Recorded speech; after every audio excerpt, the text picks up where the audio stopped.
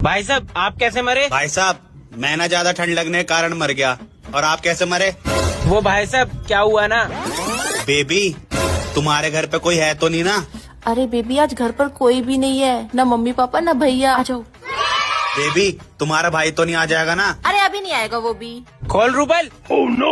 मुझे पता है तेरा बॉयफ्रेंड अंदर ही है। बेबी मुझे लगता है मेरा भाई आ गया। बेबी तुम गेट खोलो, मैं तो पक जाता हूँ। अब तू गया बेटा, अब तू गया, देख तेरी औकात में। भैया ये क्या बोल रहे हो आप? कोई भी नहीं अंदर तो। तू हट साइड, मैं खुद ही देख लूंगा। तो मैंने उसे हर जगह ढूंढा, बाथरूम में भी, कमरे में भी, बेड के नीचे भी, अलमारी में भी, पर वो मुझे कहीं नहीं मिला और मैं इस वजह से बहुत ज्यादा शर्मिंदा हो गया और मैंने सुसाइड कर ली। अरे भाई साहब थोड़ी हिम्मत करके अगर फ्रिज में देख लेते ना तो आज हम दोनों जिंदा होते। तू था वो बदतमीज। सॉरी भाई साहब। अब तो कुछ कर भी नहीं सकता, मरी गए अब तो।